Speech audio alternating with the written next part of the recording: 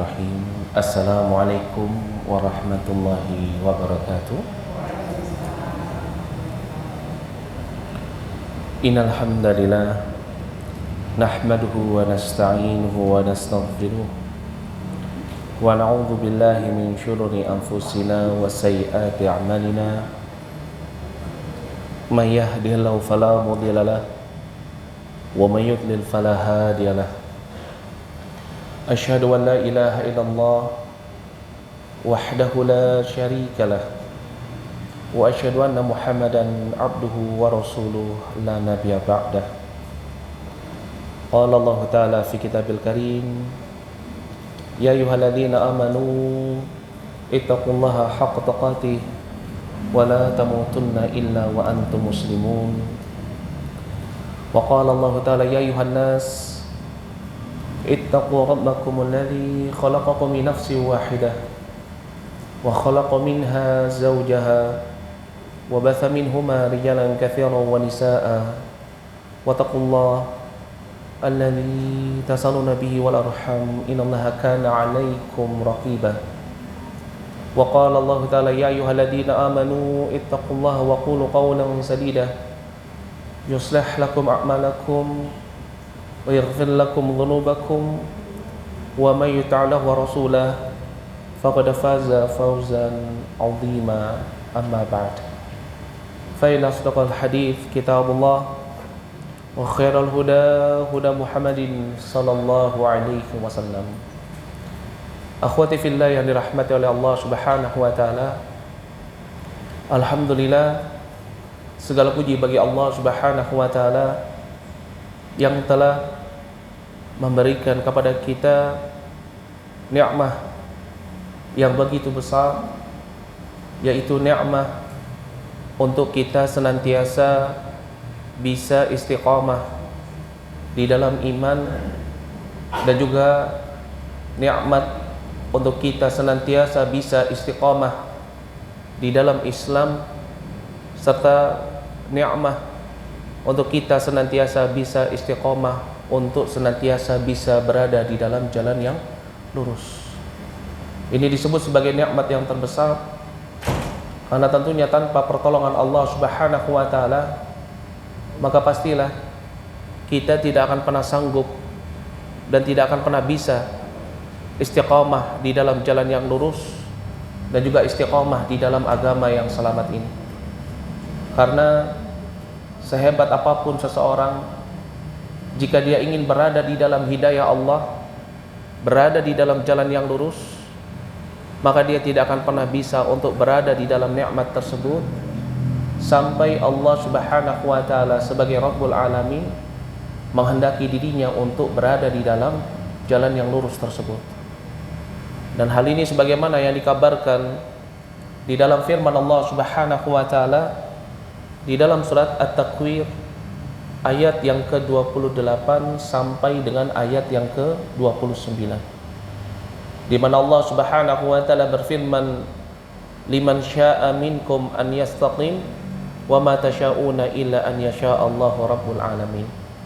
Barang siapa di antara kalian yang ingin untuk berada di dalam jalan yang lurus, maka kalian tidak akan pernah bisa berada di dalam jalan tersebut sampai Allah sebagai Rabbul Alamin menghendaki kalian untuk berada di dalam jalan yang lurus tersebut. Maka dari itu, ini merupakan suatu nikmat yang sangat besar ketika Allah Subhanahu wa taala sampai pada detik ini masih memberikan kepada kita nikmat untuk senantiasa bisa istiqamah di dalam iman, dan juga istiqamah di dalam jalan yang lurus. Karena tentunya kita ketahui bahwasannya kita tidak mengetahui kapan ajal akan menjemput kita. Dan tentunya kita ingin ketika kita bertemu dengan ajal kita dimatikan oleh Allah Subhanahu wa taala dalam keadaan mukminan dan musliman, dan senantiasa berada di dalam jalan yang lurus. Dan alhamdulillah, pada kesempatan pagi hari yang berbahagia ini, Allah Subhanahu wa taala juga memberikan kepada kita satu nikmat yang sangat besar, yaitu Allah menyelamatkan kita dari kehinaan dunia dengan cara Allah mudahkan langkah kita untuk duduk bermajlis ilmu. Karena yang namanya menuntut ilmu ini merupakan sesuatu yang bisa menyelamatkan seseorang dari kehinaan dunia. Maka dari itu Nabi SAW beliau mengatakan kepada para sahabatnya di dalam satu hadis dari sahabat Abu Hurairah radhiyallahu anhu yang diriwayatkan oleh Imam At-Tirmidzi, Nabi mengatakan inna dunya mal'unatun wa mal'unun ma fiha illa dzikrullah wa mawala wa alimun au muta'allim. Sesungguhnya dunia ini merupakan tempat yang hina, terlaknat. Maka apa-apa yang berkaitan dengan dunia, kata Nabi, akan menjadi suatu kehinaan. Illa dzikrullah, kecuali orang-orang yang senantiasa mengingat Allah. Wa mawalah, dan orang-orang yang senantiasa menjalankan ketaatannya kepada Allah. Wa alimun au muta'allim, dan orang yang diberikan oleh Allah Subhanahu wa taala ilmu atau orang yang menuntut ilmu. Maka ini merupakan suatu nikmat yang sangat besar ketika Allah Subhanahu wa taala pada kesempatan pagi hari yang berbahagia ini, di tempat yang mubarakah ini, masih memberikan kepada kita kesempatan untuk bisa duduk bermajelis ilmu, mendengarkan qaulullah wa qaulun nabihi sallallahu alaihi wasallam. Dan insyaallah pada kesempatan pagi hari yang berbahagia ini kita akan mengambil satu tema yang menarik. Yaitu apa temanya? Ada yang tahu? Jangan-jangan datang kajian nggak tahu ini temanya apa. Apa temanya kita hari ini? Belajar keikhlasan dan pengorbanan menuju sukses dari Nabi kita Ibrahim alaihi salam. Masya Allah. Ya, tentunya kita ketahui akhwati fillah yang dirahmati oleh Allah Subhanahu wa taala. Nabi Ibrahim alaihi salam ini juga termasuk salah satu nabi yang Allah Subhanahu wa taala jadikan dirinya sebagai apa? Sebagai Khalilullah. Yaitu apa? Kekasihnya Allah. Jadi kalau ditanya Khalilullah ada berapa? Kekasihnya Allah ada berapa? Ini ada dua. Yang pertama Nabi kita Muhammad sallallahu alaihi wasallam, dan yang kedua siapa? Nabi Ibrahim alaihi salam. Ya, dan ini sebagaimana yang dikabarkan di dalam firman Allah Subhanahu wa taala, disebutkan di dalam surat An-Nisa ayat yang ke-125. Dalam surat An-Nisa ayat yang ke-125, Allah Subhanahu wa taala berfirman, wattakhadallahu Ibrahim khalila, dan Allah Subhanahu wa taala menjadikan Ibrahim sebagai apa? Sebagai khalilan. Ini apa? Sebagai kekasihnya. Ya, maka dari itu kekasih Allah itu ada dua. Siapa? Nabi Ibrahim alaihissalam. Kemudian siapa yang kedua? Yaitu Nabi kita Muhammad sallallahu alaihi wasallam. Maka dari itu, ya, mengambil pelajaran Nabi dari Nabi Ibrahim alaihissalam ini juga suatu hal yang disyariatkan di dalam Islam. Mengambil apa? Mengambil pelajaran. Bahkan Nabi kita Muhammad sallallahu alaihi wasallam diperintahkan oleh Allah Subhanahu wa taala mengikuti apa-apa yang ada pada Ibrahim alaihi salam. Ya. Dan memang bangsa Quraisy, ini bangsa Arab, dahulu sebelum Nabi kita Muhammad sallallahu alaihi wasallam diutus ke tengah-tengah mereka orang-orang Arab, orang-orang Quraisy, orang-orang jahilun, mereka semuanya mengaku mengikuti agamanya Nabi Ibrahim alaihi salam. Ya, maka dari itu sudah tidak asing lagi kalau misalkan dikatakan tema kajian kita pada kesempatan pagi hari yang berbahagia ini yaitu apa? Mengambil atau belajar dari Nabi Ibrahim alaihi salam. Karena memang apa? Karena memang Allah Subhanahu wa taala bahkan memerintahkan kepada nabinya sallallahu alaihi wasallam. Ya, dan hal ini sebagaimana yang disebutkan di dalam firman Allah Subhanahu wa taala dalam surat An-Nahl ayat yang ke-123.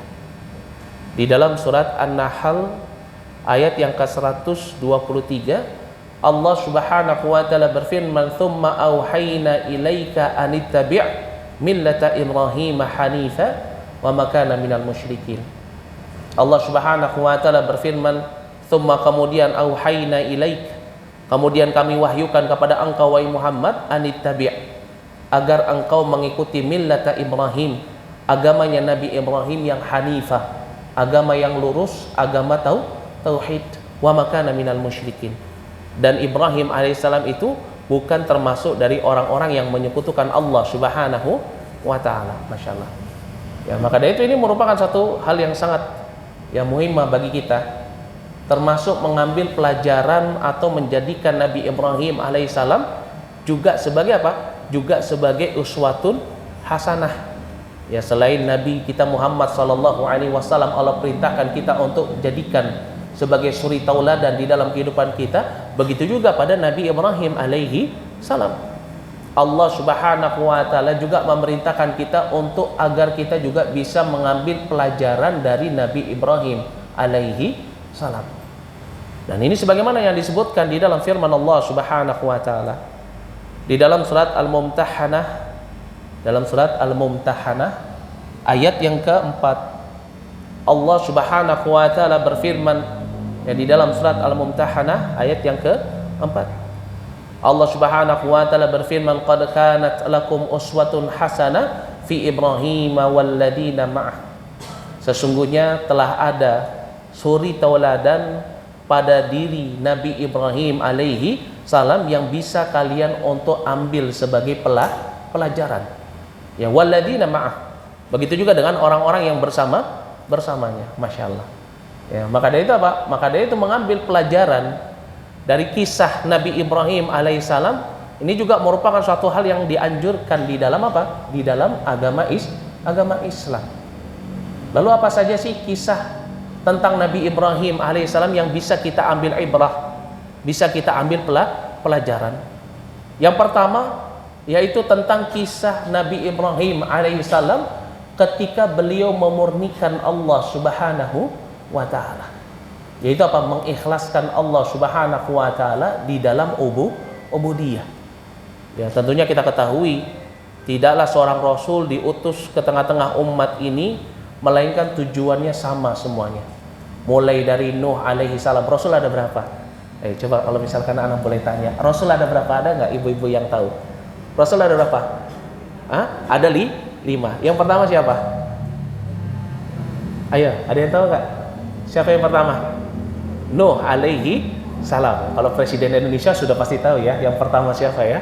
Nah, yang pertama siapa? Nuh alaihi salam. Yang kedua siapa? Yang kedua Ibrahim alaihi salam. Yang ketiga Musa alaihi salam. Yang keempat Isa alaihi salam. Kemudian apa? Kemudian yang terakhir Nabi kita Muhammad sallallahu alaihi wasallam. Nah, ini Rasul. Rasul itu ada 5. Yang pertama Nuh alaihi salam. Kemudian siapa? Nabi Ibrahim alaihi salam. Kemudian setelahnya berapa? Nabi Musa alaihi salam. Lalu Nabi Isa. Baru kemudian Nabi kita Muhammad sallallahu alaihi wasallam.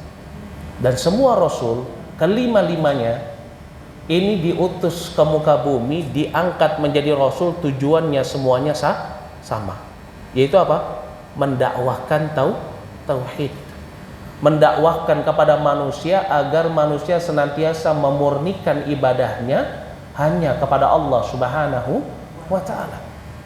Nah, ini sebagaimana juga yang disebutkan di dalam firman Allah Subhanahu wa taala dalam surat An-Nahl ayat yang ke-36.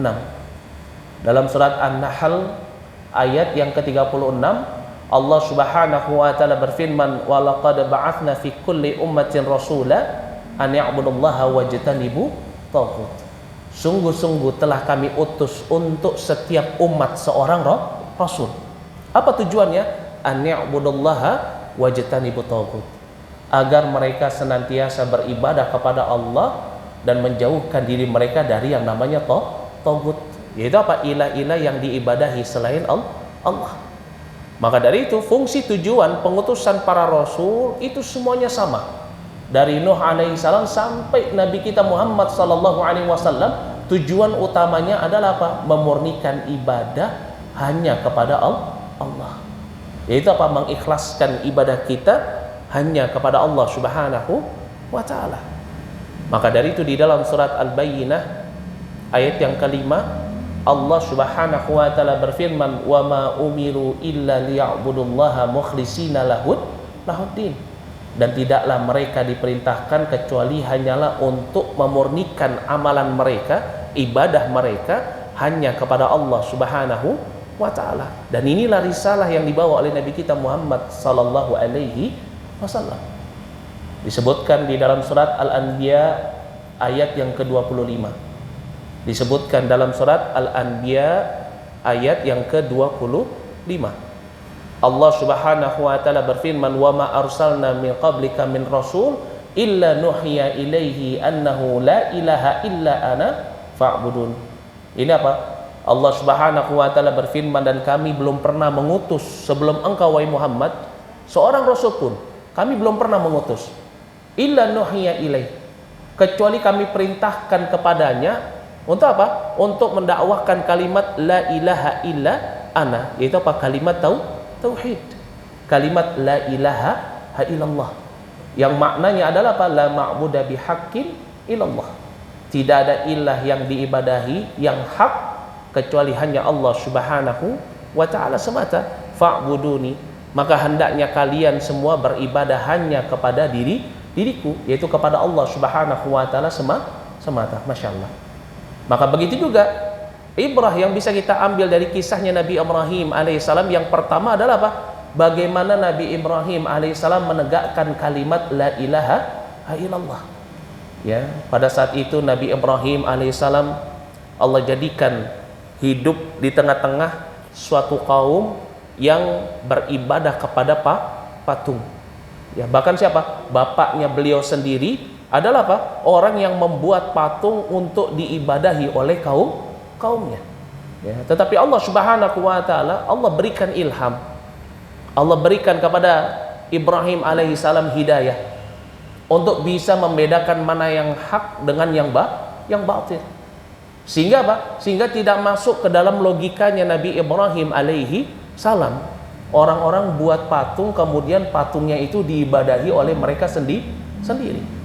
Ya, dan hal ini sebagaimana yang dikisahkan di dalam surat Al-Anbiya ayat yang ke-51 sampai dengan ayat yang ke-52, tentang bagaimana Allah Subhanahu wa ta'ala memberikan kepada siapa? Ibrahim alaihissalam ilham untuk bisa apa? Untuk bisa mengenal Allah Subhanahu wa ta'ala. Allah Subhanahu wa ta'ala berfirman, "Wa laqad ataina Ibrahima rusydahu min qablu wa kunna bihi alimin." Allah Subhanahu wa ta'ala berfirman, dan sungguh-sungguh kami telah menganugerahkan kepada Ibrahim rusydah, itu apa? Hidayah, diberikan ilham. Sehingga apa? Sehingga ya Allah Subhanahu wa ta'ala berikan kepada beliau petunjuk sehingga beliau tahu ya apa yang dilakukan oleh kebanyakan orang di negerinya, di zamannya, itu merupakan suatu kesalahan, yaitu apa? Ketika mereka menjadikan selain Allah sebagai apa? Sebagai ilah. Ya. Allah Subhanahu wa ta'ala berfirman min qabl, yakni sebelum Musa dan Harun, wa kunna bihi alimin, dan kami mengetahui keadaannya, idz qala li abihi, tatkala Ibrahim alaihissalam berkata kepada bapaknya, wa qaumi, begitu juga berkata kepada kaumnya, ma hadhihi tamathil allati antum laha akifun. Ini apa? Nabi Ibrahim alaihissalam berkata kepada bapak dan kaumnya, patung-patung apakah ini yang kamu tekun beribadah kepadanya? Masya Allah. Ya, maka ayat ini menunjukkan bahwasannya apa? Nabi Ibrahim alaihissalam hidup di tengah-tengah satu kaum di mana mereka senantiasa beribadah kepada patung-patung. Bahkan yang membuat patung-patung itu adalah siapa? Adalah bapaknya sendiri. Tetapi apa? Allah Subhanahu wa ta'ala berikan hidayah kepada Nabi Ibrahim alaihissalam untuk memurnikan ibadahnya kepada Allah. Sehingga apa? Meskipun banyak orang beribadah kepada patung-patung tersebut, melakukan kesyirikan di dalam peribadatan kepada Allah, tetapi Allah jadikan Nabi Ibrahim alaihissalam sebagai satu-satunya orang yang senantiasa mentauhidkan Allah Subhanahu wa ta'ala. Ya. Maka kemudian ketika Nabi Ibrahim berkata kepada kaumnya, kepada ayahnya, tentang patung-patung yang mereka selama ini ibadahi, ya, maka kaumnya pun mengatakan, membalas sebagaimana disebutkan dalam surat Al-Anbiya ayat yang ke-53. Kata mereka, qalu wajadna aba'ana laha abidin. Kami mendapati bahwasannya bapak-bapak kami, nenek moyang kami dulu beribadah kepada patung-patung ini, maka kami pun beribadah kepada mereka. Jadi mereka beribadah kepada patung-patung itu mengikuti apa? Tradisi nenek moyang, dan ini kebiasaan mereka. Ya. Maka dari itu Nabi Ibrahim alaihissalam, ya, kemudian berencana untuk mengingatkan kepada kaumnya tentang apa? Tentang apa yang mereka ibadahi selain daripada Allah Subhanahu wa taala ini nggak bisa memberikan sedikit pun manfaat. Nggak bisa mengangkat mudarat, nggak bisa juga memberikan kepada mereka sesuatu atau menyelamatkan mereka. Sebagaimana anggapan mereka orang-orang yang melakukan kesyirikan kepada Allah, bahwasannya ada selain Allah yang bisa mengangkat kemudaratan dan memberikan manfaat, padahal tidaklah satu manfaat dan mudarat itu kecuali datangnya dari Allah. Bahkan rezeki kita saja datangnya itu hanya dari jalur Allah. Sebagaimana Allah Subhanahu wa taala berfirman dalam surat An-Nahl ayat yang ke-53. Allah Subhanahu wa taala berfirman, "Wa ma bikum min ni'matin faminallah." Dan tidak ada satupun nikmat pada diri kalian kecuali datangnya dari Allah. Maka Nabi Ibrahim alaihissalam menyiapkan satu makar. Dan ini diabadikan dalam surat Al-Anbiya ayat yang ke-57. Di mana Allah Subhanahu wa taala berfirman, "Wa tallahi la akidanna asnamakum ba'da an tuwallu mudbirina."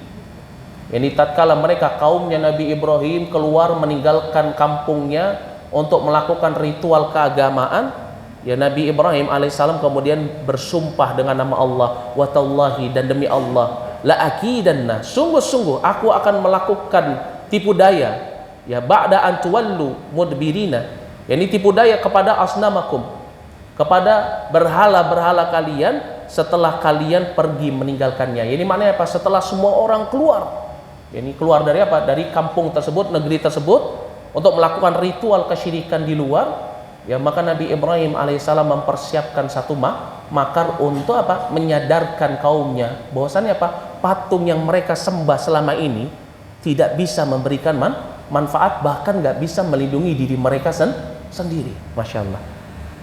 Kemudian Allah Subhanahu wa taala berfirman di dalam surat Al-Anbiya ayat yang ke-58, "Faja'alahum judzadan illa kabiran lahum la'allahum ilaihi yarji'un." Kata Allah Subhanahu wa taala, maka Ibrahim membuat berhala-berhala itu hancur, dihancurkan berhala-berhala kaumnya tersebut. Ya, judzadan illa kabira, ditinggalkan satu berhala yang paling besar. Ya, tujuannya apa? yakni agar kaumnya itu kembali beribadah kepada Allah Subhanahu wa taala sadar. Dihancurkan berhala-berhala yang jumlahnya banyak itu, ditinggalkan cuma satu yang paling besar. Ya. Maka ketika kaumnya datang pulang mendapati Tuhan mereka telah dihancurkan, maka mereka tahu yang tertinggal di Korea, di kampung itu cuma apa? Cuma Nabi Ibrahim alaihissalam. Maka apa? Maka mereka pun mendatangi Ibrahim alaihi salam. Ya. Kemudian apa? Berkata kepada Ibrahim alaihissalam, yaitu apa? Menuduh beliau, siapa ini yang berbuat seperti ini terhadap berhala-berhala mereka. Ya. Dan hal ini diabadikan di dalam Al-Quran dalam surat Al-Anbiya ayat yang ke-62, di mana Allah Subhanahu wa taala berfirman, qalu a anta fa'alta hadza bi alihatina. Mereka kaumnya Nabi Ibrahim alaihissalam bertanya kepada Ibrahim, a anta fa'alta hadza bi alihatina, apakah engkau yang melakukan hal ini kepada tuhan-tuhan kami wahai Ibrahim? Yaitu apa? Menghancurkan berhala-berhala tersebut. Ya. Qala bal fa'ala kabiruhum. Tetapi Nabi Ibrahim alaihissalam kemudian apa? Ya, menjawab, sebenarnya patung yang besar itulah yang melakukannya. Kenapa? Karena beliau menyisakan satu patung besar, meletakkan kampak, dileherkan kepada patung itu. Ya, kata Nabi Ibrahim alaihissalam, bahkan yang tersisa hanya patung besar. Ya, yang lainnya hancur, yang tersisa cuma patung besar. Ya, hadza fas'aluhum in kanu yantiqun. Maka Nabi Ibrahim alaihissalam menantang kaumnya. Ya, sebenarnya patung yang besar itulah yang melakukannya, maka tanyakanlah kepada berhala-berhala itu jika mereka dapat berbicara. Ya. Tetapi logikanya mereka pada saat itu mereka sadar kalau patung-patung yang mereka ibadahi selain daripada Allah itu tidak mampu untuk berbicara. Maka tatkala mereka tidak bisa menjawab argumen daripada Ibrahim alaihissalam tentang tauhid kepada Allah Subhanahu wa taala, tentang kesyirikan yang mereka kerjakan, maka mereka apa? Mereka pun menjadi kesal dan mereka akhirnya apa? Memutuskan ingin membakar hidup-hidup Nabi Ibrahim alaihissalam. Dan ini sebagaimana yang diabadikan di dalam firman Allah Subhanahu wa taala dalam surat Al-Anbiya ayat yang ke-68. Qalu, mereka mengatakan, harriquh, ya, bakarlah dia, wansuru alihatakum, dan tolonglah ilah-ilah kalian, in kuntum fa'ilin, kalau kalian benar-benar orang yang senantiasa ingin bertindak. Masya Allah, ya. Jadi apa? Jadi ilah yang mereka buat selain Allah, mereka sendiri yang apa? Yang menyelamatkan, yang menolong. Berbeda dengan Allah. Ya, Allah yang menolong hambanya, Allah nggak butuh hambanya. Berbeda dengan sekutu-sekutu yang dibuat oleh orang-orang musyrikun, justru mereka sendiri yang menolongnya. Sebagaimana perkataan kaumnya Nabi Ibrahim alaihissalam, mereka mengatakan qalu harriquhu wansuru, ya, mereka perintahkan bahwasannya apa? Bakar Ibrahim alaihissalam dan tolong sesembahan kalian. Maka kemudian apa? Maka kemudian dikumpulkanlah api, dikumpulkanlah kayu bakar, dinyalakanlah api, diikatlah Ibrahim alaihissalam, dibakarlah Ibrahim alaihissalam, dinyalakan api. Lalu kalimat yang pertama yang keluar dari Nabi kita Ibrahim alaihissalam ketika dia ingin mendakwakan tauhid kepada kaumnya, menyeru kaumnya untuk mengikhlaskan ibadah hanya kepada Allah, api sudah menyala. Dan kalimat yang keluar dari lisannya Nabi Ibrahim alaihissalam sebagaimana disebutkan oleh sahabat Ibnu Abbas radhiyallahu anhuma yang diriwayatkan oleh Imam Bukhari, yaitu apa? Hasbiyallahu wa ni'mal wakil. Cukuplah Allah sebagai tempat aku untuk bertawakal, sebagai pelindungku. Masya Allah, ya. Ini merupakan apa? Ini merupakan pelajaran yang sangat penting yang hendaknya kita bisa mengambil suri tauladan. Bagaimana Nabi Ibrahim alaihissalam ketika mendakwahkan tauhid, kemudian mendapatkan ancaman, mendapatkan perlakuan buruk bahkan dari kaumnya sendiri, dibakar. Tetapi apa? Tetapi itu nggak menggoyahkan Nabi Ibrahim alaihissalam di dalam menegakkan kalimat la ilaha illallah, di dalam menyampaikan al-haq, meskipun dia harus dibakar. Tetapi kalimat yang keluar, bahkan kalimat pertama yang keluar dari lisannya ketika api sudah menyala, yaitu apa? Kalimat tauhid, yaitu apa? Hasbiyallahu wa ni'mal wakil. Maka kemudian Allah Subhanahu wa taala pun memenuhi janjinya kepada orang-orang yang senantiasa mentauhidkannya, yaitu apa? Allah pasti akan memberikan pertolongan. Kemudian Allah menjadikan api yang dinyalakan untuk membakar Ibrahim alaihissalam menjadi apa? Menjadi dingin. Dan ini bagi Allah Subhanahu wa taala adalah sesuatu yang sangat mudah. Karena memang segala sesuatu itu Allah Subhanahu wa taala yang mengatur, Allah yang menetapkan, Allah yang memerintahkan, dan Allah yang apa? Menguasai. Maka dari itu Allah Subhanahu wa taala kemudian mengabarkan di dalam surat Al-Anbiya ayat yang ke-69. Dalam surat Al-Anbiya ayat yang ke-69 Allah Subhanahu wa taala berfirman, ya, kami berfirman, ya nar, wahai api, kuni bardan wa salaman ala Ibrahim, jadilah engkau dingin dan keselamatanlah bagi Ibrahim. Masya Allah, ya. Dan ini merupakan kisah yang dikisahkan di dalam Al-Quran tentang Nabi Ibrahim alaihi salam.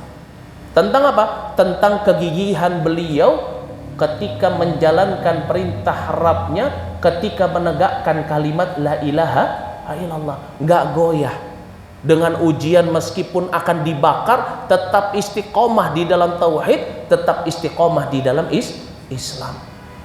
Maka dari itu kita di zaman ini jangan sampai iman kita tipis seperti tipisnya kulit bawang.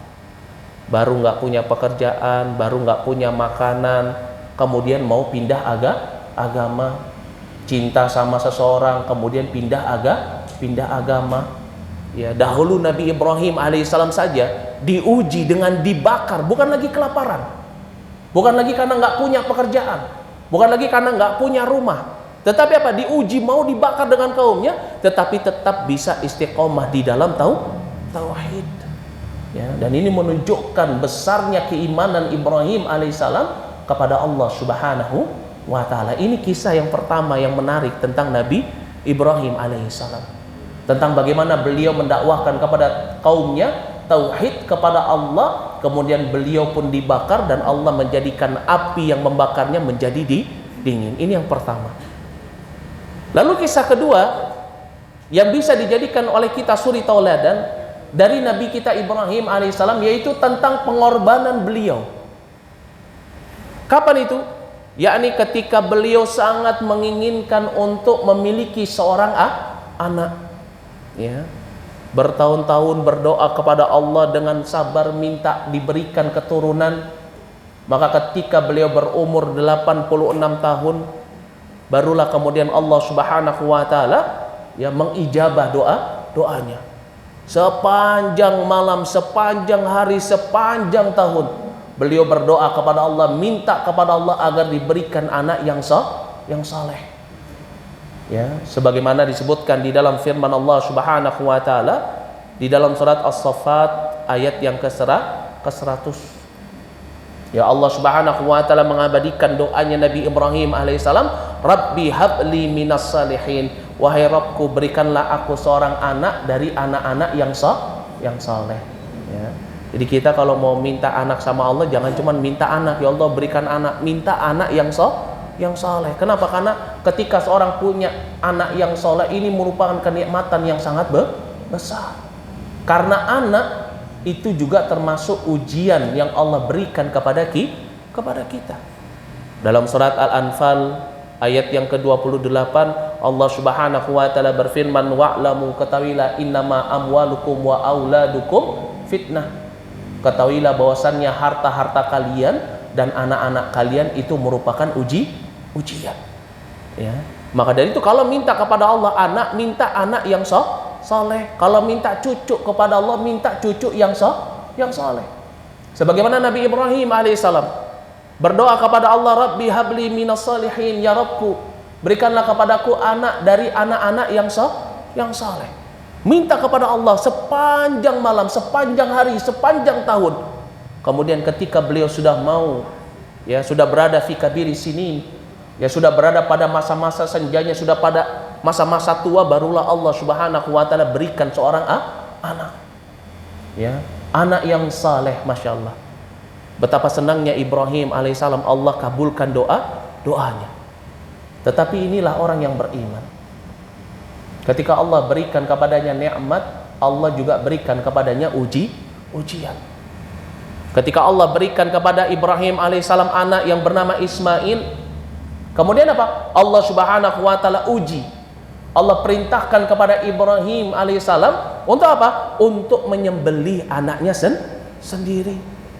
Kira-kira di sini ibu kalau misalkan dapat ujian seperti itu kuat nggak? Nggak akan kuat. Ya, jangankan kita nyembelih anak kita sendiri, anak kita saja dicubit sama orang lain lagi lucu-lucunya, pasti kita sakit hati. Ya, dimarahin sama orang lain pasti kita sakit hati. Ya. Ini Nabi Ibrahim alaihissalam, ya, ketika anak itu sedang tumbuh, Allah Subhanahu wa taala datangkan lewat mimpi untuk menyembelih anaknya sendiri. Dan hal ini sebagaimana yang dikabarkan di dalam firman Allah Subhanahu wa taala di dalam surat As-Saffat ayat yang ke-102. Dalam surat As-Saffat ayat yang ke-102, Allah Subhanahu wa taala berfirman, falamma balagha ma'ahu sa'ya. Ini maka ketika anak itu sampai pada umur, ya ini apa? Umur yang sa'at. Qala ya bunayya inni ara fil manami anni azbahuka fanzur madza tara. Ketika anak itu sudah cukup untuk bisa berpikir, maka Ibrahim alaihissalam didatangkan mimpi yang terus menerus. Yaitu apa mimpinya? Mimpinya kalau beliau itu apa? Menyembelih anaknya tersebut. Yaitu siapa? Nabi Ismail. Ya. Didatangkan mimpi ini secara terus menerus. Fanzur madza tara. Maka bagaimana menurut pendapatmu, wahai anakku? Ya, tetapi Ismail alaihissalam, anaknya Ibrahim alaihissalam ini merupakan anak yang saleh.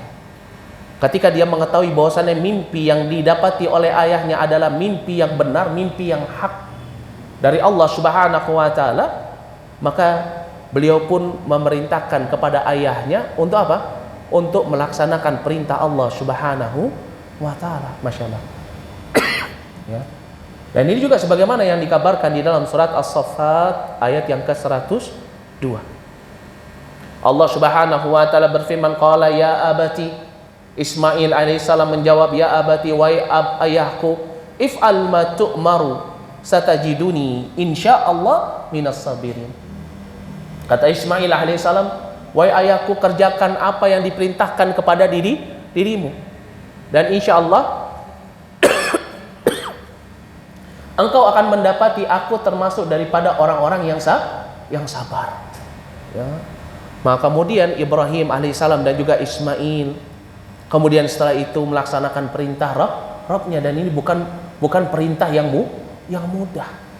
Ya. Kita saja setiap setahun sekali kalau disuruh kurban, ada sebagian dari saudara kita kaum muslimun yang merasa berat mengeluarkan uangnya untuk melakukan ibadah kurban. Padahal kurban itu cuman apa? Cuman membeli seekor kambing. Coba lihat Nabi Ibrahim alaihissalam disuruh berkurban bukan dengan seekor kambing, tetapi apa? Dengan anaknya sendiri. Masya Allah. Ya, tetapi Allah birahmati.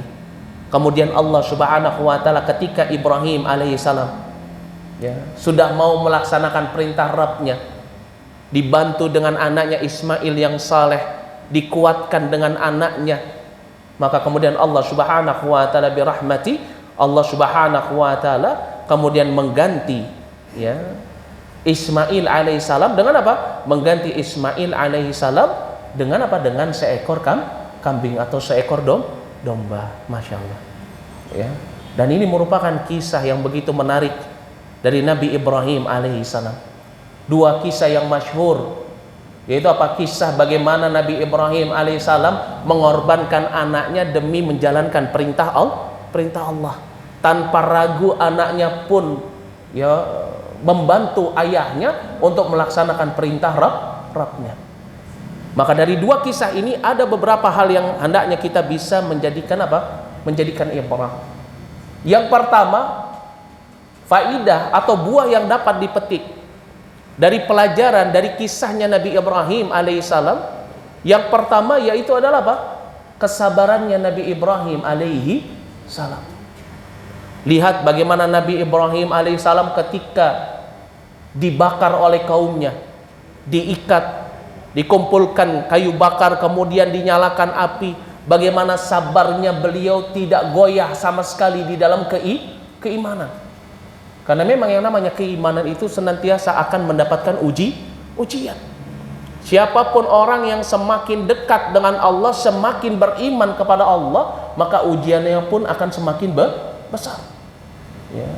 Dan hal ini sebagaimana yang dikabarkan di dalam firman Allah Subhanahu wa taala. Di dalam surat Al-Ankabut ayat yang ke-1 sampai dengan ayat yang ke-3. Allah Subhanahu wa taala berfirman, Alif Lam Mim, ahasiban nas an yutraku an yaqulu amanna wa hum la yuftanun wa laqad fatanna alladhina min qablihim fala ya'lamanna Allahu alladhina shadaqu wa la ya'lamanna al-kadhibin. Kata Allah Subhanahu wa taala, Alif Lam Mim, dalam surat Al-Ankabut ayat yang ke-1 sampai dengan ayat yang ke-3. Allah Subhanahu wa taala berfirman, Alif Lam Mim, ahasiban nas, apakah manusia itu menyangka an yutraku, dia akan ditinggalkan begitu saja, an yaqulu amanna, ketika mereka mengatakan aku telah beriman kepada Allah, wa hum la yuftanun, dan mereka tidak diberikan ujian. Walaqad fatanna alladhina min qablihim, padahal orang-orang sebelum mereka telah diuji. Fala ya'lamanallahu alladhina shadaqu, agar Allah mengetahui siapa di antara hambanya yang jujur di dalam keimanannya, wala ya'lamannal kadzibin, dan agar Allah Subhanahu wa taala mengetahui siapa di antara hambanya yang berbohong di dalam keimanan. Masya Allah. Maka seseorang semakin dia beriman kepada Allah, maka Allah semakin menguji. Ya. Maka dari itu salah kalau misalkan anggapan kita kalau kita sudah sholat, kita puasa, kita membayar zakat, sedekah, berbuat baik kepada kedua orang tua, berbuat baik kepada tetangga, pasti kita nggak mendapatkan ujian. Salah. Kenapa? Karena ketika seseorang semakin bertakwa kepada Allah, semakin beriman kepada Allah, Allah akan semakin uji keimanannya tersebut. Ya. Dan orang yang paling berat ujiannya adalah orang-orang yang berada pada derajatnya para nabi. Contohnya siapa? Nabi Ibrahim alaihi salam, Nabi kita Muhammad sallallahu alaihi wasallam, Nabi Musa alaihi salam. Mereka para nabi adalah orang-orang yang paling berat ujiannya. Maka dari itu kalau misalkan kita masih diuji oleh Allah Subhanahu wa taala dengan ujian-ujian dunia, ingat kisahnya para nabi dan para rasul ketika melewati ujian keimanan.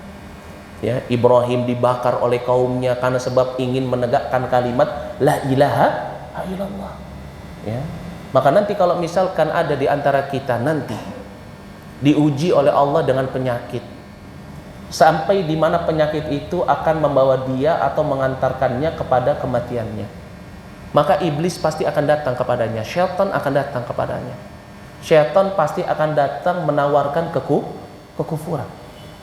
Syaitan akan mengatakan, mana coba lihat Rob kamu yang selama ini kamu doa, bisa nggak dia menghilangkan rasa sakit yang ada pada dirimu? Minta sama aku pasti akan berikan, hilangkan rasa sakit itu. Padahal ini merupakan apa? Sesuatu yang termasuk daripada tipu daya syaitan. Maka selalu ingat ini. Dulu para nabi ada yang diuji dengan dibakar hidup-hidup. Ada orang-orang beriman yang diuji dengan dikubur hidup-hidup, dibelah ya tubuhnya, ditarik dengan kedua sisinya oleh kuda, tapi mereka tetap beriman kepada Allah Subhanahu wa taala. Maka jangan sampai kita cuman karena sebab rasa sakit kemudian menjadi kufur kepada Allah. Ingat, iman itu senantiasa diuji, dan ujian itu akan senantiasa membayangi kita, mengikuti kita sampai kita bertemu dengan Allah Subhanahu wa taala. Maka selalu ingat ini kisahnya Nabi Ibrahim. Nanti kalau syaitan merayu kita untuk kufur kepada Allah, ingat dulu ada para nabi yang diuji keimanannya sampai dibakar oleh kaumnya. Dan memang ujian yang terberat itu adalah siapa? Para nabi. Kemudian siapa? Yang semisalnya dan juga semisalnya. Ya. Orang yang mendakwahkan Islam, orang yang membantu dakwah Islam, orang yang beriman, orang yang semakin bertakwa kepada Allah, orang yang menuntut ilmu, itu ujian yang paling berat. Ya. Nabi SAW suatu ketika pernah ditanya oleh Sa'id, yakni bapaknya Mus'ab. Nabi SAW di dalam hadis yang diriwayatkan oleh Imam Ahmad dan Imam Tirmidzi pernah ditanya oleh Sa'id. Ya, ditanya oleh beliau, oleh Sa'id, ya Rasulullah, ayun nas asyaddu bala? Wahai Rasulullah, siapa manusia yang paling berat ujiannya, cobaannya? Apa kata Nabi SAW? Kata beliau, al-anbiya thummal amthal fal-amthal. Para nabi, kemudian yang semisalnya dan semisalnya. Fayubtalar rajul ala hasabi dini. Seseorang dia akan diuji tergantung dengan kondisi agamanya. Kalau imannya semakin naik, ujiannya akan semakin besar. Ya. Kalau misalkan imannya turun, ya maka ujiannya sedikit. Ya. Maka dari itu apa? Maka dari itu penting bagi kita untuk mengambil ibrahnya para rasul, para nabi. Yaitu apa? Kesabaran mereka ketika menghadapi ujian. Ya. Lihat bagaimana Ibrahim alaihissalam ketika dibakar, beliau tetap sabar. Bahkan kalimat yang keluar dari lisannya itu hanya apa? Hasbiyallahu wa ni'mal wakil.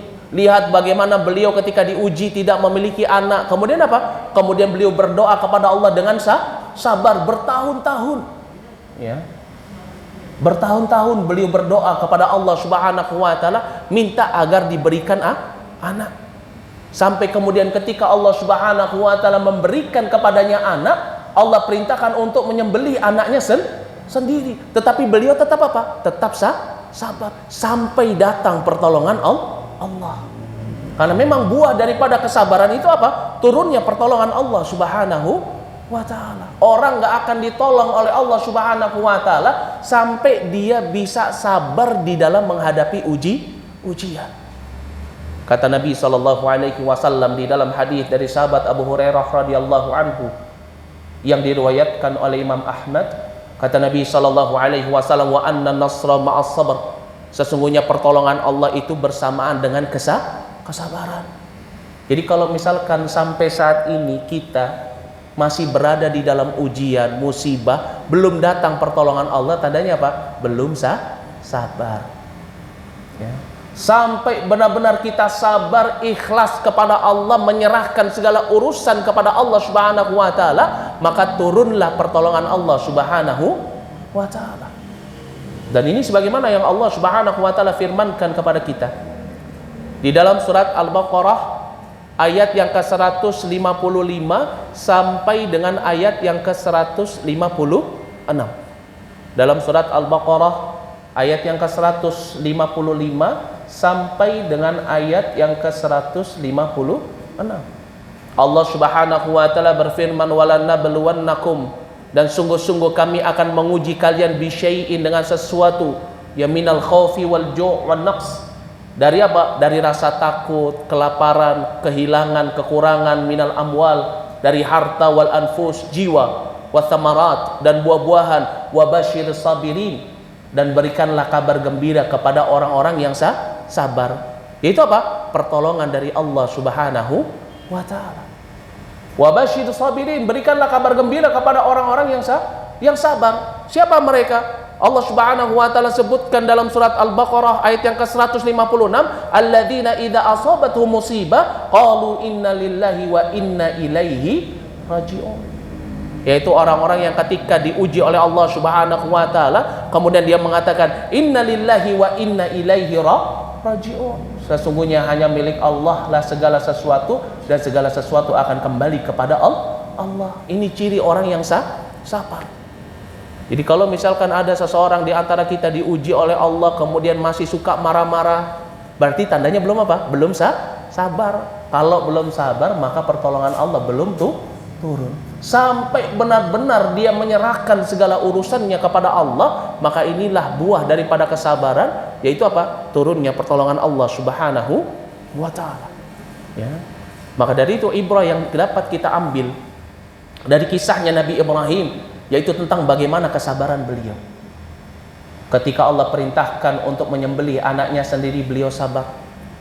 Beliau tidak mengeluh kepada Allah. Beliau melaksanakannya sesuai dengan apa yang diperintahkannya. Ya. Kemudian apa? Allah menolong menggantikannya dengan apa? Dengan seekor domba. Kalau bukan karena kesabaran, maka tidak akan turun pertolongan Allah Subhanahu wa taala. Maka dari itu Allah Subhanahu wa taala berfirman di dalam surat Al-Baqarah ayat yang ke-153, ya ayyuhalladzina amanu ista'inu bis-sabri was-salah innallaha ma'as sabirin. Wahai orang-orang yang beriman, mintalah pertolongan kepada Allah dengan sabar was-salah, dan juga dengan salah doa. Begitu juga apa? Innallaha ma'as sabirin. Sesungguhnya Allah senantiasa bersama dengan orang-orang yang sabar. Maka inilah pertama ibro yang kita bisa ambil petik dari kisahnya Nabi Ibrahim alaihissalam, yaitu apa? Kesabarannya beliau. Lalu apa yang kedua? Yaitu imannya beliau di dalam bertawakal kepada Allah. Ini juga pelajaran yang sangat penting yang seharusnya kita senantiasa ingat. Bagaimana Nabi Ibrahim alaihissalam bertawakal kepada Rabbnya ketika api sudah dinyalakan. Dia hanya mengatakan hasbiyallah wa ni'mal wakil. Cukuplah Allah sebagai tempat aku bertawakal. Ibrahim alaihissalam tidak pernah menyangka kalau api itu akan menjadi dingin. Ya. Sama seperti Musa alaihissalam tidak pernah menyangka jika Allah akan membelah lautan untuk menyelamatkan dia dan juga umatnya. Ya. Begitu juga Nabi Ibrahim alaihissalam tidak pernah menyangka, tidak pernah mengetahui kalau Allah Subhanahu wa taala akan menggantikan anaknya Ismail yang akan disembelih dengan seekor domba. Gak pernah menyangka. Ya. Tetapi apa? Nabi Ibrahim alaihissalam, para nabi yang diuji keimanannya, mereka hanya bertawakal kepada Allah. Maka ini perkara yang sangat penting bagi kita, untuk kita senantiasa hanya bertawakal kepada Allah Subhanahu wa taala. Jadikan Allah Subhanahu wa taala sebagai satu-satunya tempat Untuk kita apa? Untuk kita bertawakal. Jangan sampai kita memalingkan tawakal kita kepada selain Allah. Kenapa? Karena ujian itu akan senantiasa datang. Ujian tidak diberikan kepada orang-orang yang kecuali memiliki tingkat keimanan yang tinggi. Ya. Maka dari itu apa? Penting bagi kita untuk senantiasa membiasakan diri bertawakal kepada Allah. Karena seseorang ketika dia hanya menjadikan Allah satu-satunya tempat bertawakal, Allah Subhanahu wa taala akan senantiasa memberikan jalan keluar, memberikan kecukupan kepadanya dari setiap permasalahan hidupnya. Dan ini merupakan janjinya Allah Subhanahu wa taala. Disebutkan di dalam surat At-Talaq ayat yang ketiga, Allah Subhanahu wa taala berfirman, "Wa man yatawakkal 'ala Allah," dan barang siapa yang bertawakal kepada Allah, fa huwa hasbuh, maka Allah Subhanahu wa taala akan mencukupi dirinya. Lihat bagaimana Ibrahim alaihissalam ketika beliau bertawakal hanya kepada Allah, Allah jadikan api itu menjadi dingin.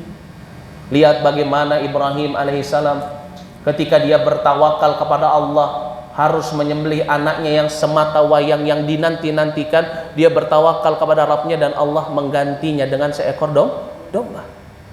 Maka ketika Allah menguji kita dengan sedikit kekurangan, menguji kita dengan sedikit rasa sakit, kelaparan, tawakal kepada Allah. Ya. Jangan sampai justru kita malah bertawakal kepada selain Allah. Dan tawakal kepada Allah dengan sebenar-benarnya tawakal. Karena ketika seseorang benar-benar bertawakal kepada Allah, hanya menggantungkan Allah satu-satunya tempat dia berserah diri, Allah akan mencukupi dirinya, Allah akan memberikan kepada dirinya rizki. Maka dari itu Nabi kita Muhammad sallallahu alaihi wasallam senantiasa mengingatkan hal ini kepada para sahabatnya. Di dalam satu hadis dari sahabat Umar ibn al-Khattab radhiyallahu anhu yang diriwayatkan oleh Imam Ahmad dan juga diriwayatkan oleh Imam At-Tirmidzi, kata Nabi sallallahu alaihi wasallam, "Lau annakum tatawakkaluna 'ala Allahi haqqa tawakkuli la razaqakum." Kalau seandainya kalian benar-benar bertawakal kepada Allah dengan sebenar-benarnya tawakal, la razaqakum, maka pasti Allah akan memberikan rizki kepada kalian. Maka dari itu ini perkara yang sangat penting bagi kita sebagai seorang yang beriman, sebagai seorang muslim.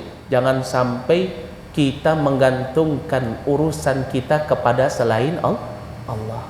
Ingat, tawakal itu bagian daripada keimanan dan ini merupakan bagian daripada tauhid.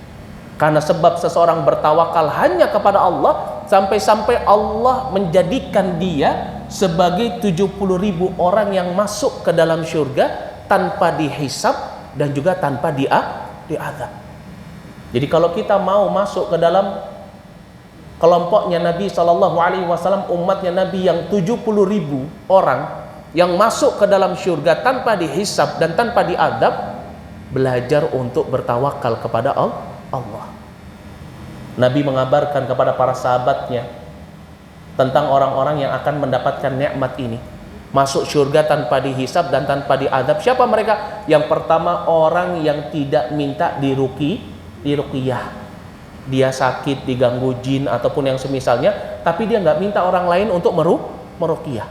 Ya, meruqyah itu apa? Ya, meruqyah itu ini apa? Pengobatan dengan wasilah kalamullah. Ini membaca ayat-ayat Al-Quran diletakkan pada bagian yang sakit. Orang yang nggak minta diruqyah, maka dia akan termasuk daripada golongan orang yang masuk ke dalam surga tanpa dihisab dan tanpa diadab. Apa sebabnya? Karena dia cuma menggantungkan dirinya kepada Allah. Pernah suatu ketika sahabat Ibnu Umar radhiyallahu anhuma berkata kepada sahabatnya, kata sahabat Ibnu Umar radhiyallahu anhuma, "Mau nggak kamu aku kasih tahu tentang seseorang wanita hitam yang dia apa? Dia sudah dipastikan masuk ke dalam surga tapi orangnya masih ada di bumi." Maka sahabatnya berkata, "Siapa itu?" Ya, kemudian Ibnu Umar radhiyallahu anhuma beliau katakan, "Itu budak yang berkulit hitam itu." Kemudian ditanyalah kepadanya, "Apa amalannya?"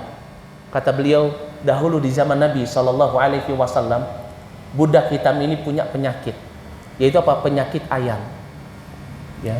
Sehingga apa? Sehingga dia datang kepada Nabi sallallahu alaihi wasallam, minta kepada Nabi sallallahu alaihi wasallam agar Nabi sallallahu alaihi wasallam berdoa kepada Allah agar Allah menyembuhkan penyakitnya wanita ini, yaitu penyakit ayan. Tetapi apa kata Nabi sallallahu alaihi wasallam? Wa in syi'ti, kalau engkau mau, aku akan berdoa kepada Allah untuk disembuhkan penyakitmu sembuh. Tetapi wa in syi'ti, kalau kamu mau, maka aku akan apa? Kalau kamu mau masuk ke dalam surga, maka kamu sabar dengan penyakit tersebut. Maka wanita budak hitam ini ya lebih memilih untuk apa? Masuk ke dalam surga, sabar, tawakal kepada Allah. Lalu minta kepada Nabi sallallahu alaihi wasallam, kalau begitu aku akan bersabar, tetapi tolong doakan kepada Allah agar ketika ayanku kambuh, auratku tidak tersingkap. Masya Allah. Maka kemudian Nabi SAW mengabarkan bahwasannya wanita itu termasuk dari penduduk surga. Karena sebab apa? Sabar dan tawakalnya kepada Allah. Ya. Begitu juga salah satu sebab seseorang dimasukkan ke dalam surga tanpa dihisab dan tanpa diadab, yakni orang yang enggak melakukan penyembuhan dari penyakitnya dengan cara kai. Apa itu cara kai? Dia bakar besi panas, ya. Kemudian dia letakkan pada lukanya, sehingga apa? Sehingga lukanya cepat tertutup, cepat sembuh. Ya. Ini pengobatan zaman dulu. Ya. Orang yang enggak melakukan pengobatan kai, maka dia bisa termasuk dari 70.000 orang yang masuk surga tanpa dihisab dan tanpa diadab. Kenapa? Karena ketika dia sabar, dia bertawakal kepada Allah. Dari penyakitnya dia tahu yang menyembuhkan hanya Allah. Kemudian yang ketiga kata Nabi SAW, orang yang akan masuk ke dalam surganya Allah tanpa dihisab dan tanpa diadab, yaitu orang yang nggak pernah mengundi nasib dengan burung. Ya, melemparkan burung nih, kalau misalkan perginya ke arah kanan berarti kanan ini keselamatan, atau ke arah kiri berarti keselamatan. Yaitu apa? Mengundi nasib dengan apa? Dengan seekor burung. Orang yang suka mengundi nasib, baik itu dengan koin, dengan burung, atau dengan melempar anak panah, ya, ataupun dengan apa misalkan, ya diputar kemudian nanti wah ini kemana nih, itu, ya. Ini orang yang nggak berjudi nasib, mengundi nasib. Maka mereka termasuk daripada apa? Orang-orang yang masuk ke dalam surganya Allah tanpa dihisab dan tanpa diadab. Kenapa? Karena ketika seseorang dia hanya menggantungkan dirinya kepada Allah, dia nggak butuh untuk mengundi nasib. Ya. Maka ini pelajaran yang sangat penting bagi kita. Dari kisahnya Nabi Ibrahim alaihissalam, yaitu apa? Tawakalnya beliau kepada Allah Subhanahu wa ta'ala. Beliau nggak pernah tahu kalau api itu akan menjadi dingin. Beliau juga nggak pernah tahu kalau Ismail alaihissalam, anak tercintanya, akan digantikan oleh Allah dengan seekor domba. Tetapi bagaimana kalimat yang diucapkannya? Hasbiyallah wa ni'mal wakil. Masya Allah.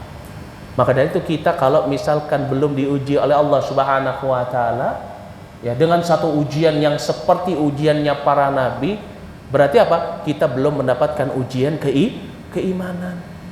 Maka ketika nanti kita diuji oleh Allah dengan ujian keimanan, jangan sampai kita menggantungkan harapan kita, diri kita, urusan kita kepada selain Allah. Tetapi apa? Tetapi bertawakal dengan sebenar-benarnya tawakal. Ya, usaha buka toko, ya nggak laku, nggak ada yang datang, ya datang ke orang yang dianggap sebagai orang pintar. Ini namanya apa? Tidak bertawakal kepada Allah. Kemudian beli jimat, ya mau itu semar mendem, ya kucing pemanggil arwah, ya. Kucing pemanggil apa? Pemanggil apa? Jodoh apapun, memanggil pelanggan, ya. Baru diuji dengan belum diuntungkan. Kemudian apa? Sudah bertawakal kepada selain Allah. Yang pergi berperang misalkan, wah ini nih ada kulit sapi tulisannya Al-Fatihah, ini bisa menyelamatkan. Jangan. Tetapi apa? Tawakal kepada Allah. Ya, karena tidak ada yang bisa memberikan manfaat, tidak ada yang bisa mengangkat mudarat kecuali hanya Allah. Seseorang kalau dia bertawakal kepada selain Allah, bukan semakin kuat, malah semakin lemah. Ya. Maka dari itu ini perkara yang sangat penting bagi kita, yang bisa kita ambil pelajaran dari kisahnya para nabi, para rasul, terutama Nabi kita Ibrahim alaihissalam, yaitu apa? Tentang kisahnya beliau di dalam bertawakal kepada Allah. Kemudian yang ketiga, yaitu kisah yang bisa diambil dari kisahnya Nabi Ibrahim alaihissalam. Selain kesabaran beliau Selain di dalam bab tawakalnya beliau kepada Allah, begitu juga apa? Pengorbanan Nabi kita Ibrahim alaihissalam kepada Allah. Allah perintahkan untuk mengorbankan anaknya, beliau pun apa? Mengorbankan anaknya. Beliau tidak minta banding kepada Allah Subhanahu wa taala.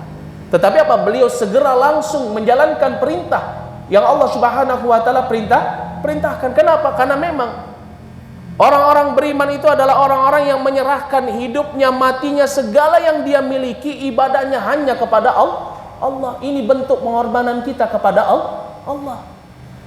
Maka dari itu Allah Subhanahu wa taala berfirman dalam surat Al-An'am ayat yang ke-162. Allah Subhanahu wa taala berfirman, "Qul katakanlah, inna salati wa nusuki wa mahyaya wa mamati lillahi azza wa jalla." Yani Rabbil alamin. Ya, sesungguhnya salatku, ibadahku, sembelihanku, wa mahyaya, hidupku, wa mamati, dan matiku lillahi rabbil alamin, hanya untuk Allah sebagai Rabbul alamin. Ya, tapi coba kita di zaman ini, berapa banyak orang-orang yang justru malah apa? Meninggalkan Allah cuman untuk mendapatkan kenikmatan dunia, cuman untuk mendapatkan ya bagiannya di dunia yang sedikit. Kita lihat berapa banyak orang-orang yang mengkhianati Allah ketika Allah bilang jangan kalian melakukan riba. Berapa banyak dari kita kaum muslimun yang terjatuh ke dalam perkara riba, cuman karena sebab apa? Pengen dianggap sebagai orang kaya, punya mobil bagus, model terbaru, punya rumah besar, ya, punya usaha besar, akhirnya dengan cara riba. Ya, padahal apa?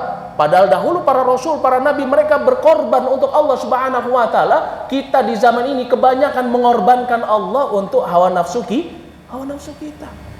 Ya. Maka dari itu ini merupakan salah satu ibrah dari kisahnya para rasul, para nabi. Lihat bagaimana Nabi Ibrahim alaihissalam mengorbankan anaknya, bagaimana beliau mengorbankan dirinya ketika dibakar oleh kaumnya. Beliau tetap beriman kepada Allah, tetap istiqamah di dalam ketakwaannya kepada Allah. Tapi coba lihat kita di bulan Ramadan lapar dikit, alasannya sakit, kemudian nggak puasa di bulan Ramadan. Ya, banyak orang-orang dari kaum muslimun di luar sana di bulan Ramadan yang seharusnya mereka berpuasa, cuman karena panas sedikit, kerja sedikit, akhirnya mereka apa? Nggak mau berpuasa. Justru Allah yang mereka korbankan. Yaitu apa? Ketakwaan mereka kepada Allah mereka korbankan. Lihat bagaimana para rasul. Kita belum sampai diuji, disuruh untuk apa? Untuk masuk ke dalam api. Kita belum sampai diuji untuk apa? Menyembelih anak kita sendiri, tetapi kebanyakan kita imannya setipis kulit bawang. Baru dapat ujian sedikit sudah meninggalkan Allah. Lupa kalau segala sesuatu itu milik Allah dan akan kembali kepada Allah. Maka ini perkara yang sangat penting bagi kita. Ya. Tentang bagaimana pengorbanannya Nabi Ibrahim alaihi salam yang begitu cinta kepada Allah Subhanahu wa taala. Dan ini merupakan sifatnya orang yang beriman. Itu apa? Orang yang senantiasa mengedepankan Allah dari apapun yang ada di muka bumi ini. Jadi Bu, kalau misalkan suaminya bilang saya lebih cinta kepada Allah daripada kamu, jangan cemburu. Nggak boleh kita ya lebih cinta kepada istri kita kecuali yang pertama kita cinta kepada Allah. Karena inilah sifatnya orang yang beriman. Ya. Allah Subhanahu wa taala berfirman dalam surat Al-Baqarah ayat yang ke-165.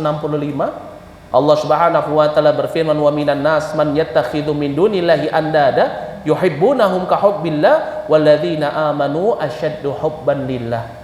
Ya, dan ada sebagian daripada manusia yang menjadikan selain Allah sebagai tandingan-tandingan di dalam ibadah mereka. Mereka mencintai ilah-ilah selain Allah tersebut, tetapi orang-orang yang beriman mereka lebih cinta kepada Allah ya daripada orang-orang yang melakukan kesyirikan. Karena sifatnya orang beriman itu apa? Sangat cinta kepada Allah. Sehingga apa? Orang yang beriman tidak akan mengorbankan Allah, justru mereka akan berkorban untuk Allah. Masya Allah. Ya. Ini yang ketiga. Adapun yang keempat dan ini yang terakhir, ibrah yang bisa kita ambil dari kisahnya Nabi Ibrahim alaihissalam, yaitu apa? Al-ikhlas fil a'mal. Yaitu apa? Keikhlasan ketika beramal. Kenapa? Karena Nabi Ibrahim alaihissalam senantiasa istiqomah di dalam iman, senantiasa istiqomah di dalam tauhid, senantiasa istiqomah di dalam ketakwaannya kepada Allah, dan ini tidak akan diberikan oleh Allah Subhanahu wa taala kecuali seseorang ketika dia beramal, dia beramalnya ikhlas karena Allah. Tidaklah Nabi Ibrahim alaihissalam ya membuat makar, menghancurkan berhala-berhala kaumnya, melainkan beliau menunjukkannya atau mengamalkannya dengan apa? Dengan keikhlasan karena Allah. Bukan karena supaya dibilang orang, wah hebat saya, ya bisa menghancurkan berhala kaum saya sendiri, enggak. Tetapi apa? Ikhlas karena Allah. Karena kecemburuannya Allah sebagai satu-satunya Rabbul Alamin, tetapi ada orang yang beribadah kepada selain Allah. Beliau melakukannya dengan ikhlas. Bukan karena sebab dibilang, wah orang yang hebat, orang yang kuat bisa menghancurkan patung kaumnya sendiri. Enggak. Ya. Maka dari itu Allah Subhanahu wa taala memberikan kepada beliau balasan yang begitu besar, keistiqomahan di dalam tauhid. Begitu juga ketika beliau menjalankan perintah Rabb-nya, ya, menyembelih anaknya sendiri. Karena ini yang diperintahkan oleh Allah, beliau lakukan dengan cara ikhlas. Sehingga amalan ibadahnya diterima oleh Allah Subhanahu wa taala. Karena tentunya suatu amalan ibadah tidak akan pernah diterima di sisi Allah kecuali amalan itu dibangun di atas keikhlasan. Sebagaimana hal ini disebutkan di dalam hadis Nabi sallallahu alaihi wasallam dari sahabat Abu Umamah Al-Bahili yang diriwayatkan oleh Imam Nasa'i. Kata Nabi sallallahu alaihi wasallam, "Innallaha la yaqbalu minal amal illa ma kana lahu khalisan wa batughiya bihi wajhu." Sesungguhnya Allah Subhanahu wa taala tidak akan menerima amalan dari hambanya sampai amalan itu dibangun di atas keikhlasan dan hanya mengharapkan wajah Allah. Dan buah daripada keikhlasan yaitu adalah apa? Keistiqomahan. Sebagaimana Allah Subhanahu wa taala berfirman dalam surat Ar-Rahman ayat yang ke-60, "Hal jazaul ihsan illal ihsan." Bukankah balasan kebaikan itu adalah kebaikan yang berikutnya? Maka kalau misalkan kita masih istiqamah di dalam satu amalan ibadah kita yang kita kerjakan, berarti ini menunjukkan amalan ibadah itu kita bangun di atas keikhlasan. Kemudian apa? Allah membalasnya dengan keistiqomahan. Maka dari itu ini perkara yang sangat penting bagi kita untuk kita senantiasa memahaminya dan menerapkannya di dalam kehidupan kita, tentang bagaimana bentuk sabarnya Nabi Ibrahim alaihissalam, begitu juga tawakalnya beliau, dan juga apa? Dan juga keikhlasan beliau di dalam beramal kepada Allah dan pengorbanan beliau kepada Rabb-nya Allah Subhanahu wa taala. Mungkin ini yang bisa saya sampaikan pada kesempatan siang hari atau pagi hari yang berbahagia ini. Kurang lebihnya saya mohon maaf jika ada kesalahan kata itu datangnya dari saya, dan jika benar itu datangnya dari Allah Subhanahu wa taala. Wa ana astaghfirullah wa atubu ilaihi wal afu minkunna. Naktafi lahuna subhanakallah bihamdik asyhadu an la ilaha illa anta astaghfiruka wa atubu ilaik. Assalamualaikum warahmatullahi wabarakatuh. Yang mau bertanya, tafadhol silakan.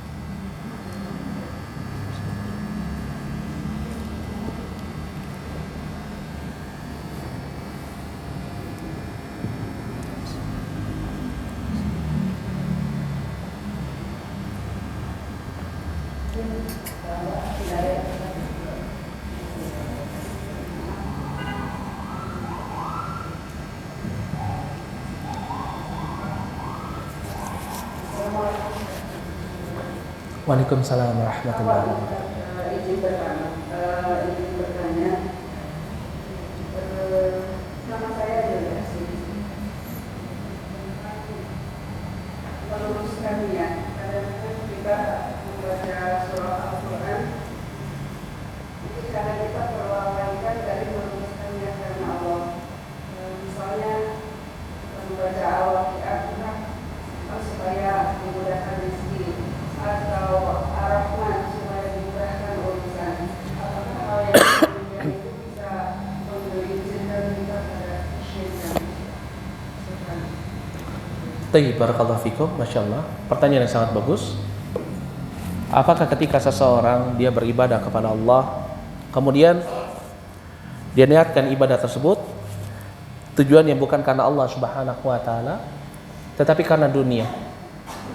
Yaitu contoh misalkan seorang dia membaca surat Al-Waqiah ya agar mendapatkan rezeki dari Allah, Ya, atau ada lagi orang-orang yang membuat-buat ibadah baru, ya baca surat Al-Fatihah 100 biar rizkinya lancar, ya salawat kepada Nabi 1000 setiap hari, ya biar apa? Biar rizkinya lancar, ya dia buat-buat sendiri ibadah tersebut, ya atau apa? Atau ibadah-ibadah yang masyru'iyah. Contohnya apa? Ya seorang dia melakukan ibadah sholat duha karena dia tahu keutamaannya bisa membuka pintu rezeki, sehingga akhirnya dia mengamalkannya, ya dan menjaganya. Tujuannya apa? Tujuannya bukan mendapatkan kecintaan Allah dan bukan mendapatkan keridhaan Allah, melainkan tujuannya adalah mendapatkan dunia. Apakah hal tersebut bisa terjatuh ke dalam kesyirikan? Syirik disebutkan oleh Nabi SAW, ada syirik besar, ada syirik kecil. Apa sih syirik kecil itu? Disebutkan di dalam hadis dari sahabat Mahmud bin Labid radhiyallahu anhu yang diriwayatkan oleh Imam Tirmidzi. Kata Nabi SAW kepada para sahabatnya, inna akhwafa ma akhafu alaikum syirkul asghar.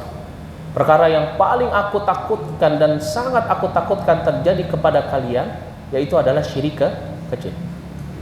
Faqila, maka ditanya Nabi, ma huwa syirkul asghar? Apa itu syirik kecil? Kata Nabi SAW, ar-riya, seseorang beribadah kepada Allah tetapi ingin dilihat oleh manusia.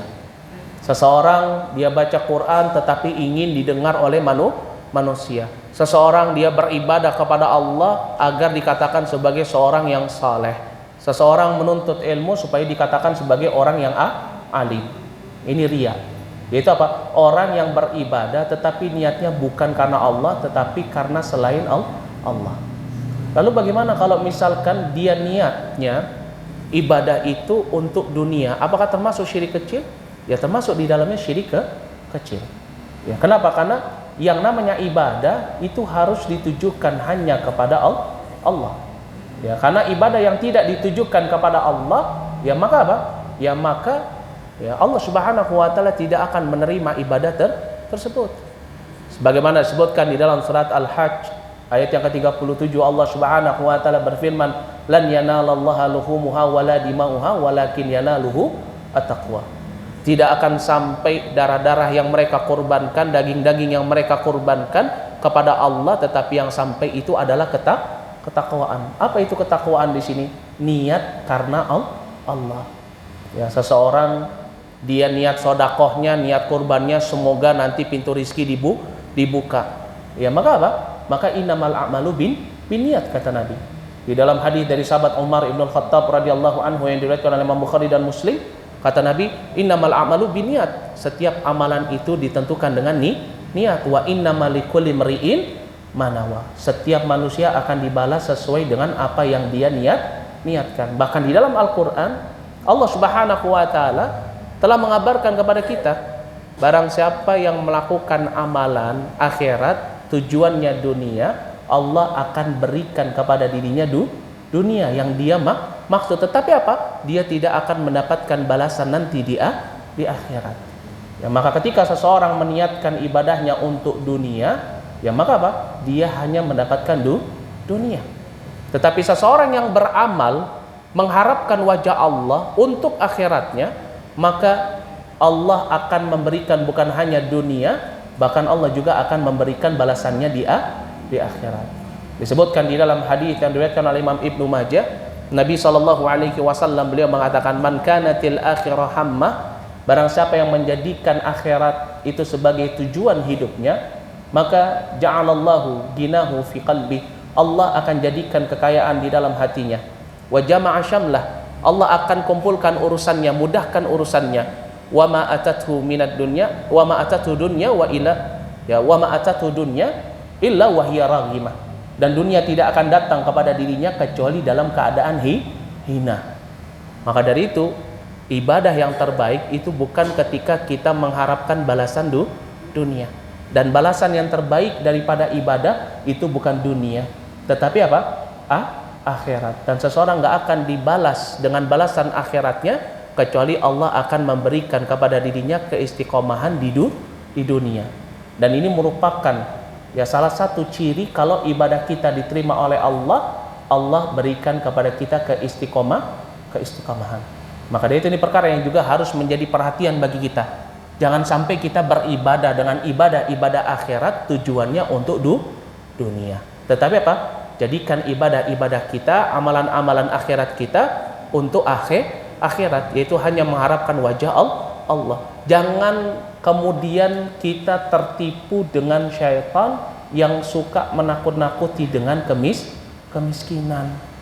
Ya, Allah Subhanahu wa taala berfirman dalam surat Al-Baqarah ayat yang ke-268, Allah Subhanahu wa taala berfirman, "Innasyaitan ya'idukumul faqra wa ya'murukum bil fahsya." Sesungguhnya syaitan itu membayang-bayangi engkau dengan kemiskinan dan memerintahkan engkau untuk berbuat kejelekan. Apa ini? Kebakhilan. Apa itu orang yang bakhil? Orang yang mau beribadah kalau dapat nikmat dunia. Jadi kalau nggak dapat nikmat dunia, nggak mau ibadah. Jadi sholat sunnah yang dilakukan cuma duha saja. Kenapa? Karena ini yang katanya bisa mendatangkan pintu-pintu rizki. Yang dibaca cuma surat Al-Waqi'ah saja. Kenapa? Karena ini surat yang bisa mendatangkan rizki. Nah, jangan seperti itu. Ya, tetapi apa? Ketika seseorang beramal soleh, maka apa? Maka niatkan ikhlas hanya karena Allah. Rizki kita sudah ada yang mengatur. Jangan khawatir. Allah nggak akan membiarkan hambanya yang beriman dan bertakwa. Ingat surat Al-A'raf ayat yang ke-96. Allah Subhanahu wa taala berfirman, "Walau anna ahlal qura amanu wa taqaw lafatahna 'alaihim barakatin minas sama'i wal ard." Ya, kalau seandainya penduduk negeri itu, kata Allah, semuanya beriman, bertakwa kepada Allah, Allah akan turunkan keberkahan dari langit dan bumi. Jadi jangan khawatir. Beribadah niatkan ikhlas karena Allah. Allah akan berikan kepada kita dunia, Allah akan jadikan dunia datang kepada kita dalam keadaan hina. Tapi seseorang yang beramal dengan amalan akhirat untuk dunianya, bahkan malah justru Allah akan jadikan dia hina karena sebab dunia, wa'iyadzubillah. Maka dari itu ini perkara yang sangat penting bagi kita untuk selalu mengikhlaskan amalan kita untuk Allah. Wallahu a'lam bishawab. Insyaallah mafhum ya. Baik. Ada lagi yang mau bertanya? Tafadhol, silakan.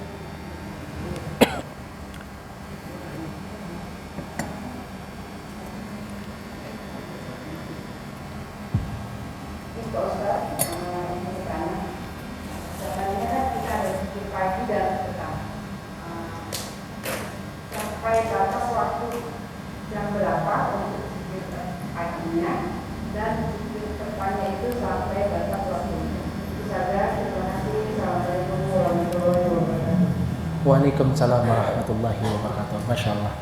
Ya, kalau misalkan ditanya apakah berzikir itu ada batasan waktunya? Tidak ada batasan waktu. Ya, berzikir kapan saja, dalam keadaan apa saja, di mana saja, kecuali pada ya tempat-tempat yang dilarang untuk berzikir. Apa aja tempat yang dilarang untuk berzikir? Kamar mandi. Itu yang pertama. Yang kedua apa? Yang kedua di tempat-tempat yang hina, yaitu tempat-tempat maksiat. Ya, lagi di diskotik jangan berzikir kepada Allah. Itu tempat apa? Tempat maksiat. Ya, atau tempat kesyirikan. Ya, jangan. Ya, lagi jalan-jalan ke Borobudur, Prambanan, wah zikir di sini ya jangan. Ya, jangan berzikir di tempat-tempat di mana di situ dilakukan kesyirikan. Kenapa? Karena berzikir itu mengagungkan nama Allah. Ya. Maka dari itu apa? Ya, berzikir itu tidak ada batasan waktu. Tetapi ada zikir-zikir yang khusus, yaitu zikir pagi dan petang. Kapan sih zikir pagi itu? Pagi itu ya mulai dari habis salat subuh sampai apa? Sampai waktu duha atau sampai waktu syuruk. Itu yang dikatakan sebagai pagi. Jadi pagi itu sampai waktu duha. Nah, ini waktu pagi. Karena kalau sudah lewat duha namanya nahar. Ya, ini waktu duha itu sekitar jam berapa? Jam 8, jam 9, ya, atau sampai waktu syuruk. Ya, adapun zikir waktu sore al-masa itu mulai dari setelah salat asar sampai waktu maghrib. Karena ketika sudah matahari ghurubus syams itu masuknya lail, masuknya sudah malam. Nah, ini waktu-waktu antara pagi dan petang. Maka waktu yang terbaik untuk zikir pagi dan petang kalau pagi dari waktu subuh sampai syuruk. Ya, adapun di waktu sore ya berarti apa? Yang mendekati waktu maghrib, yaitu dari asar sampai maghrib, atau misalkan jam 5 sampai waktu maghrib, waktu-waktu pergantian hari, waktu ketika kita menutup satu hari di dalam kehidupan kita. Wallahu a'lam bishawab. Insyaallah mohon ya. Baik. Barakallahu fikum. Ada lagi yang mau bertanya? Tafadhol, silakan.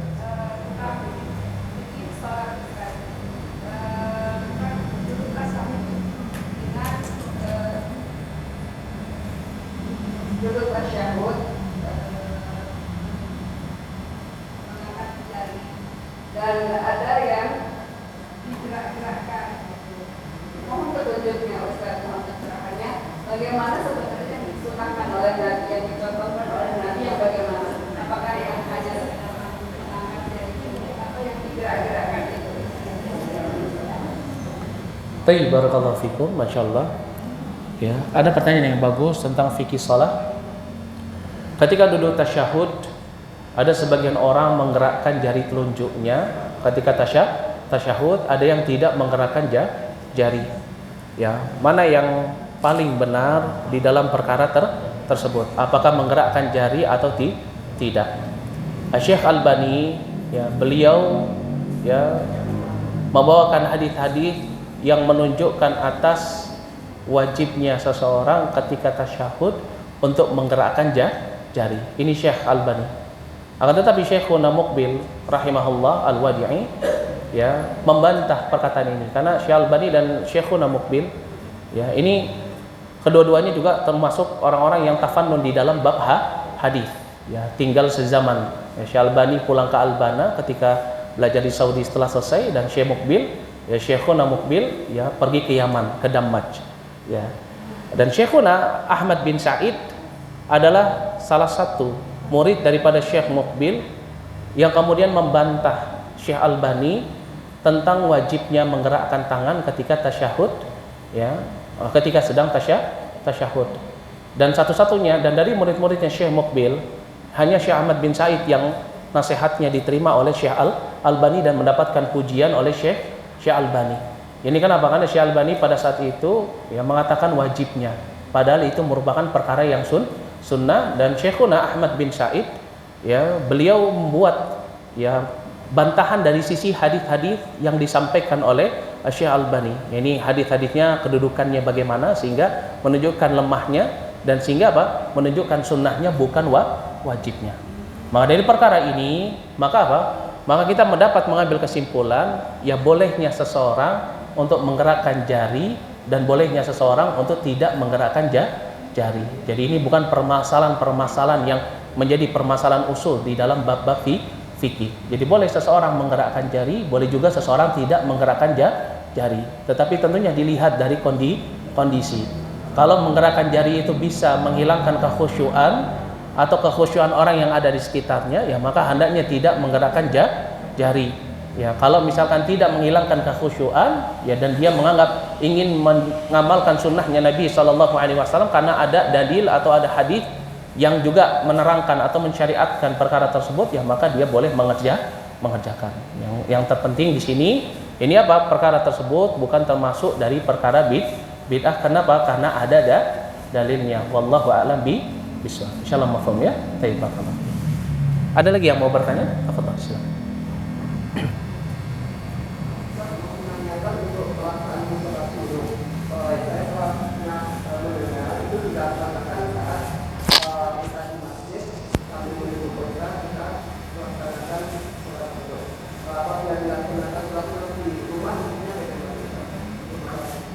Tayyib, barakallahu fikum, masyaallah. Salat syuruk, ini salat yang berkaitan dengan apa? Dengan waktu.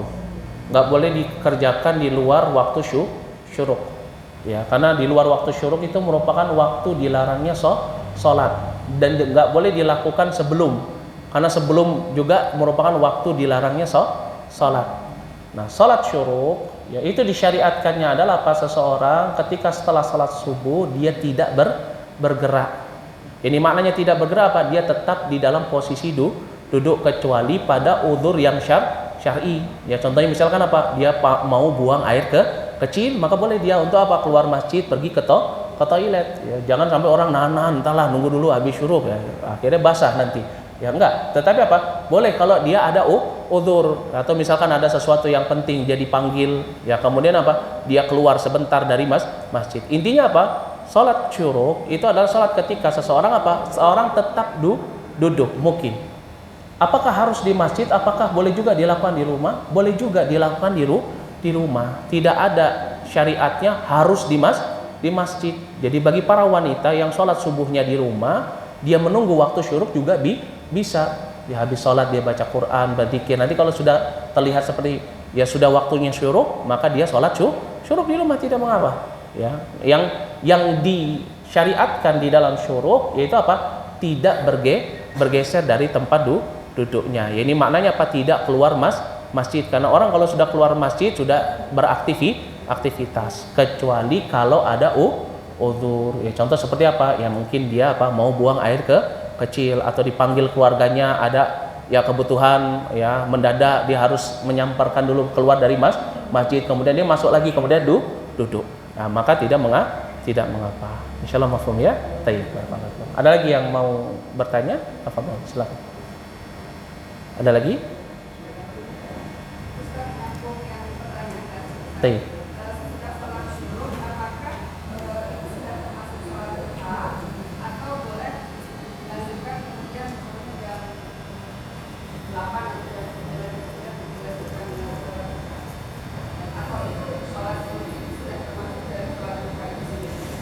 Barakallahu fikum, Masya Allah. Ya, pertanyaan yang sangat bagus. Salat sunnah syuruk itu bukan termasuk salat duha. Kenapa? Waktunya berbeda. Ya, syuruk itu waktunya lebih awal. Setelah syuruk ada beberapa waktu yang nggak boleh seseorang untuk salat sampai di waktu duha. Nah, baru setelah masuk waktu duha dia boleh salat duha. Ya, jadi apa? Jadi nggak bisa seseorang saya sudah salat syuruk berarti nggak perlu sholat duha, nggak bisa ya. Atau begitu juga sebaliknya, saya tadi ketiduran nggak sholat syuruk, saya mau sholat syuruknya digabung saja niatnya dengan sholat duha, nggak bisa. Innamal a'malu binniyat wa innamal likulli imri'in ma nawa. Setiap amalan ditentukan dengan niatnya dan setiap orang dibalas sesuai dengan apa yang dia niatkan. Wallahu a'lam bishawab. Insyaallah mafhum ya. Baik. Ada lagi yang mau bertanya atau ada lagi? Tidak ada? Kalau tidak ada kita cukupkan. Tayyib, silakan. Kalau untuk sholat duha batas maghribnya itu apakah bisa 30 menit menjelang waktu zuhur? Tayyib, barakallahu fikum. Waktu duha yang disebutkan oleh para ulama ini tidak ada batasannya. Ya, dalam artian kalau di dalam kita ini biasanya sampai jam 9. Sampai jam enggak. Ya, tetapi batasannya sampai apa? Sampai sebelum waktu zuhur. Ini sampai 30 menit sebelum zuhur ya, atau sebelum masuk waktu zuhur.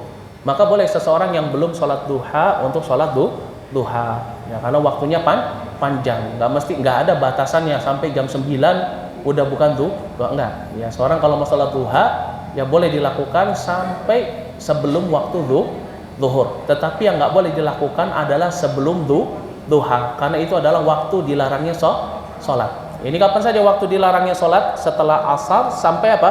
Sampai maghrib. Kemudian apa? Setelah sholat subuh sampai syuruk. Setelah syuruk sampai waktu duha. Ini waktu-waktu dilarangnya sholat. Sholat sunnah khususiyah.